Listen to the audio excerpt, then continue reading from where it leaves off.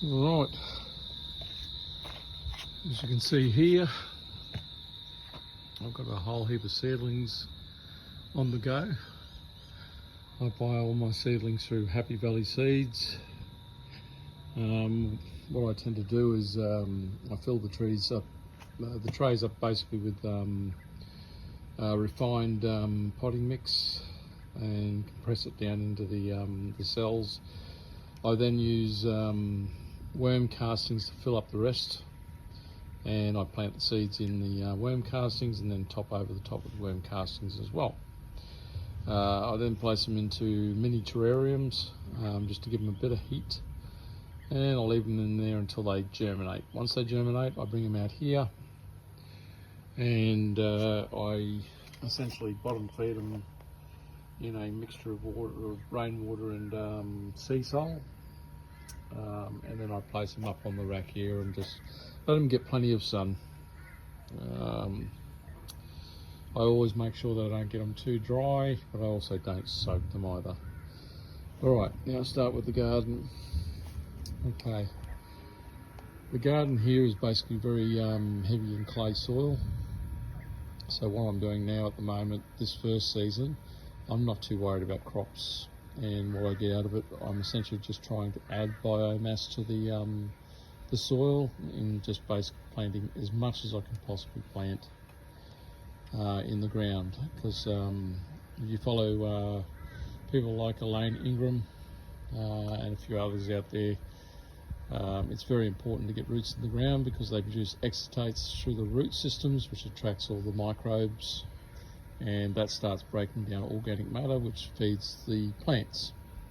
So essentially what I'm doing here is I'm just building soil this season round. If I get a few crops out of it, or a few beans or whatever I'm growing at the time, then bonus, but at this point in time I'm not too worried. You might also notice there's a lot of weeds in amongst here, and weeds essentially are plants that you don't want to grow there. They've still got roots, they still provide exudates into the soil, and they also add a biomass as well when I cut them down.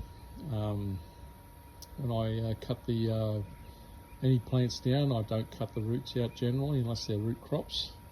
I leave the roots in the ground, which eventually rot down and form biomass in the soil.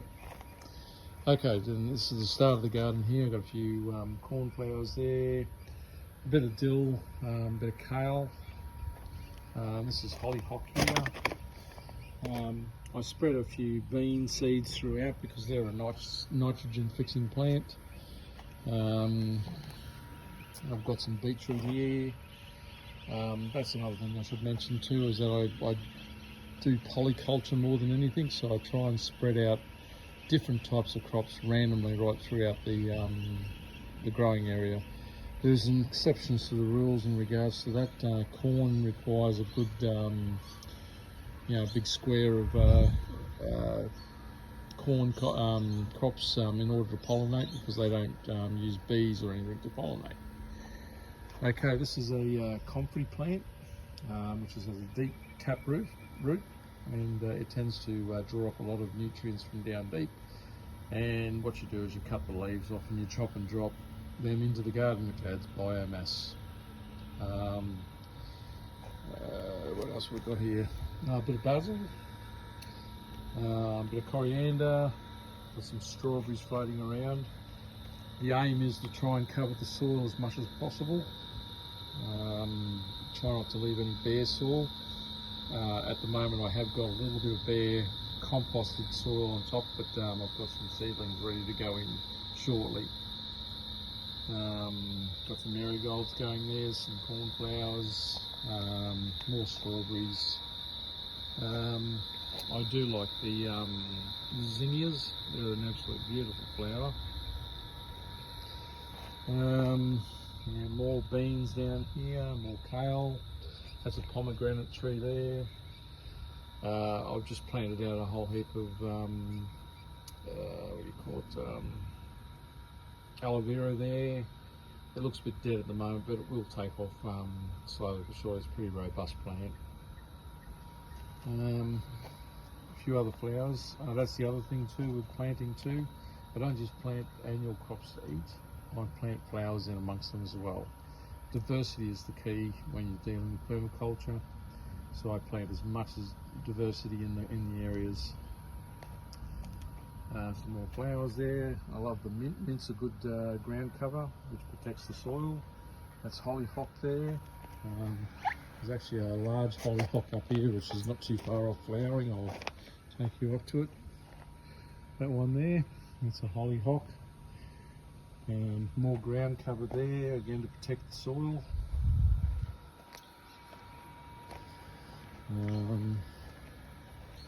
Okay, yeah, got some cabbage here. That's looking like a good head of cabbage there. Well, as you can see here, I've got a lot of pumpkin, another comfrey in there. Got some roses. Got to plant the roses. The wife likes the roses, so. And another rose there where I did have a beautiful bloom on there, but my wife wanted it, so got to keep that wife happy. Okay, a lot of sunflowers starting to pop up now, and these are from the previous crop of sunflowers where the cockatoos got into them, dropped a whole heap of seeds, and they're just growing, so I'm just letting them do what they got to do. More strawberries in amongst there and a few pansies, etc. Okay, this is my passion fruit vine area. The plan is to let the passion fruit grow over the top and let the fruit hang down. Hopefully the cockatoos won't decimate them as much as they normally do. Some geraniums there, more strawberries. Just around the back of this area here, I've got a, this is a wild carrot. And I've got some more pansies there, I've got some snapdragons. They're a bit thin at the moment, but they were really in bloom before. The cucumber there, that's I'll probably have to truss up soon. All these other plants in amongst there should be a few poppies popping up through there. Tomato plants, a few tomato plants there. And like I say, there's just a mixture of crops in there. There's some turnips, etc. Some cosmos flowers there, juvenile cosmos, bit of silver beet. All that section there was just a cover crop of a mixture of different vegetables that they're just a sacrificial crop to help increase the biomass. Got some nasturtiums growing here, and again some more sunflowers are popping up everywhere. A fig, which I originally thought was a mulberry tree, but that's all been sorted. Here's some cosmos flowers starting to flower here, and again some more brassicas and stuff like that in the middle there. This is Chinese cabbage, some carrots in the background there, and some more cosmos there. This is a Cape, can't think of what the name it is. Anyway, some more snapdragons, some corn. These are chrysanthemums.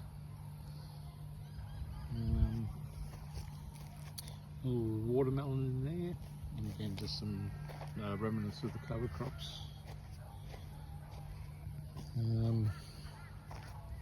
Elysiums here. Hopefully they'll spread out a fair bit and make a big robust area. These are Jap pumpkins. You can see one over the back there. And in a mix there's a fair bit of beans in there as well.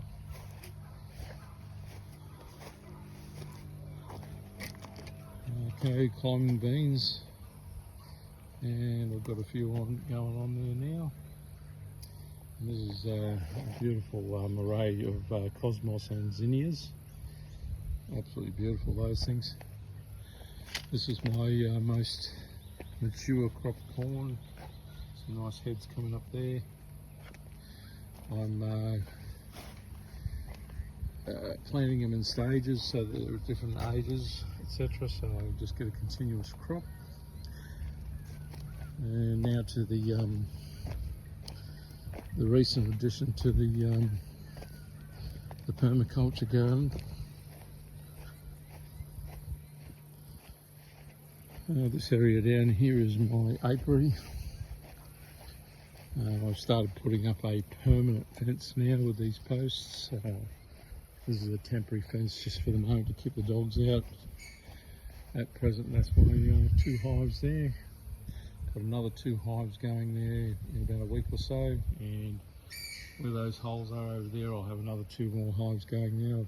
I'll probably end up with about 10 hives in here. That's A, to help me with a bit of pollination, and also obviously the honey. If anyone's got any interest in getting into bees, they are absolutely amazing. I've enjoyed every minute of it. So this is just looking up at the garden.